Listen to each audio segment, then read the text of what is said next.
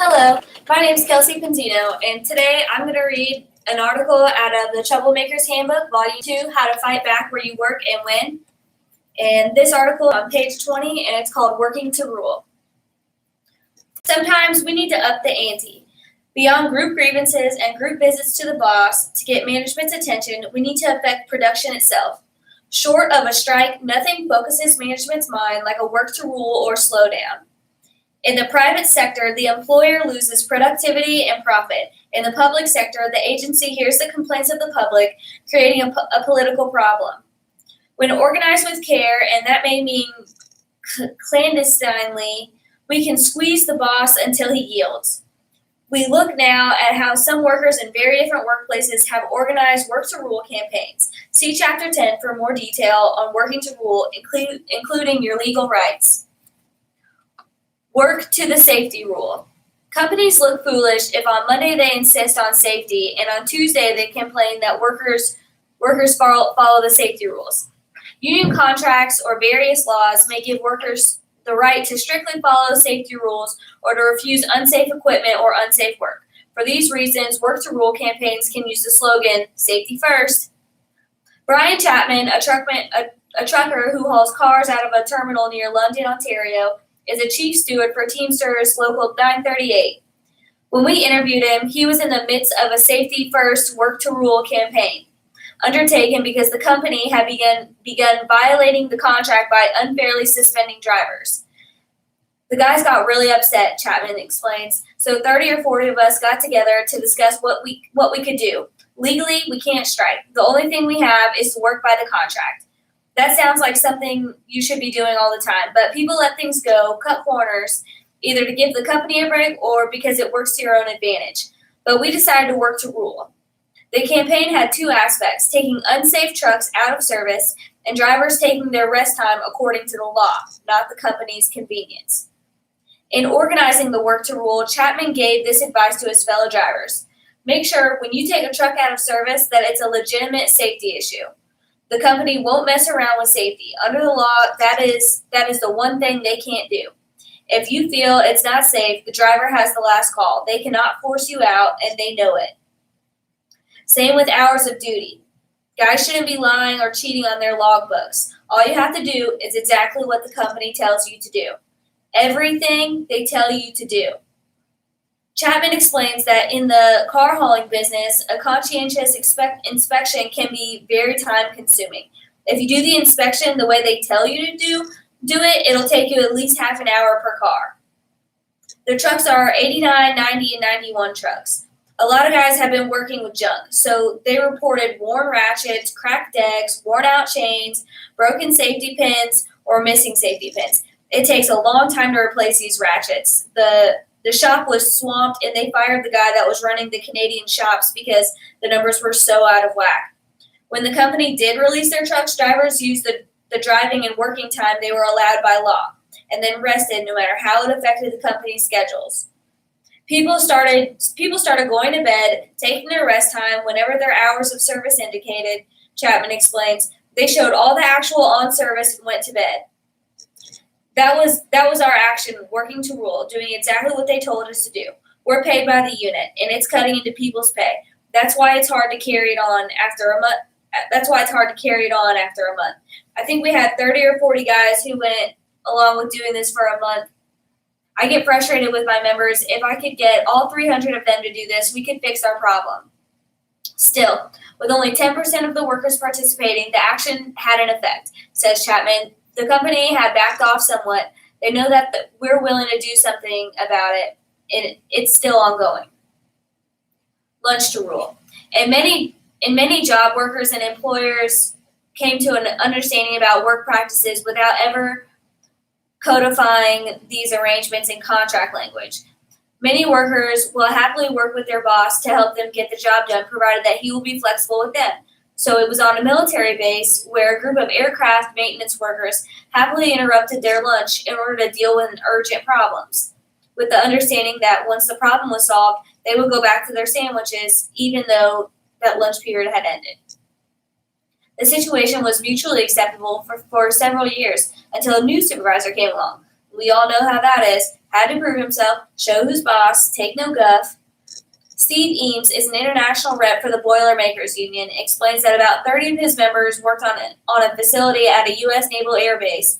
These aircraft maintenance workers work closely with the pilots and travel with them all over the world. So when a pilot came back with a plane that had a problem, they interrupted their lunch. If something needed to be done, they did it. But this new supervisor insisted that the maintenance worker take their lunch between 12 and 12:30 period. I'm tired of coming in and you sitting here eating lunch at 1 o'clock in the afternoon, he said. The steward tried to explain the arrangement that had worked so well in the past, but the boss would hear none of it. So the steward said, okay, we'll play by the rules.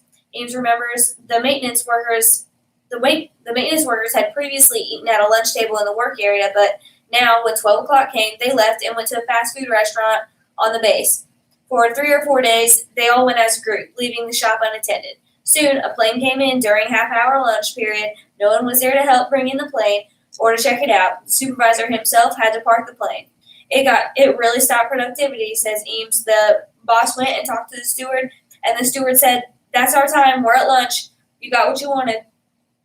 The steward and the other workers went out for a lunch a couple more days, and they ended what we might call a lunch to rule. They didn't want to file a grievance, says Eames, because the company would have won on the basis of contract language. Without anything in writing, it went back to the way it had been before. It empowered the guys and told the supervisor, we'll be a little bit flexible, you be a little bit flexible.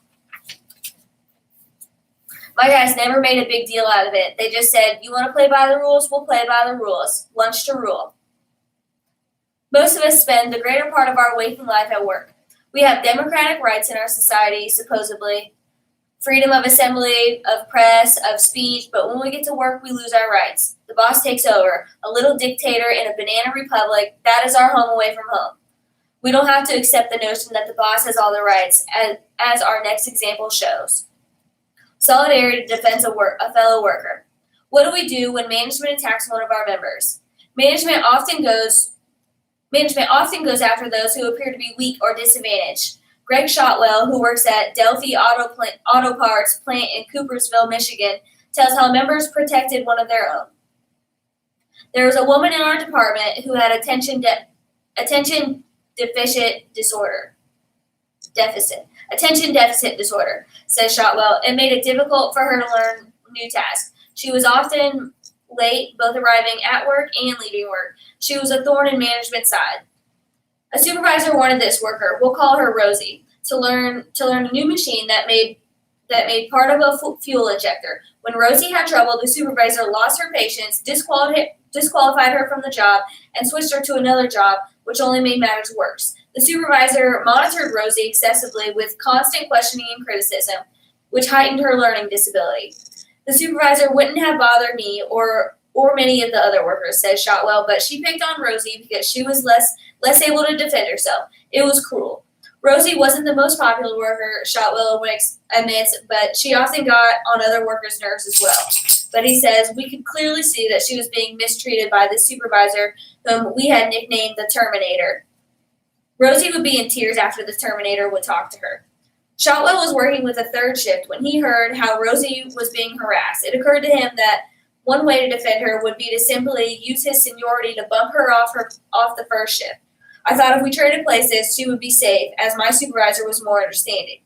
So Shotwell transferred to the shift, but when the lead supervisor would not move Rosie off the shift, even though as a result there were too many workers on the first shift and not enough workers on the third, it was obvious she wanted to fire Rosie, says Shotwell. And fire her she did. A few weeks before Christmas, the boss accused Rosie of running scrap and walked her out of the plant. The supervisor then told Shotwell to run Rosie's machine.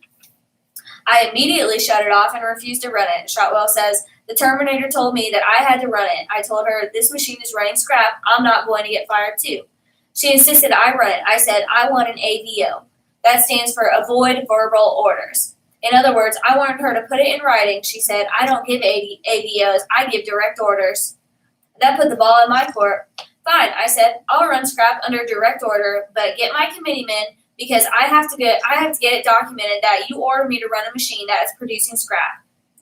Then Shotwell proceeded to run the machine as ordered. Sure enough, the machine produced scrap. I made sure of that. When the committeeman came, Shotwell showed him examples of the scrap and got it documented that he had been ordered by the supervisor to continue operating. Do quality work.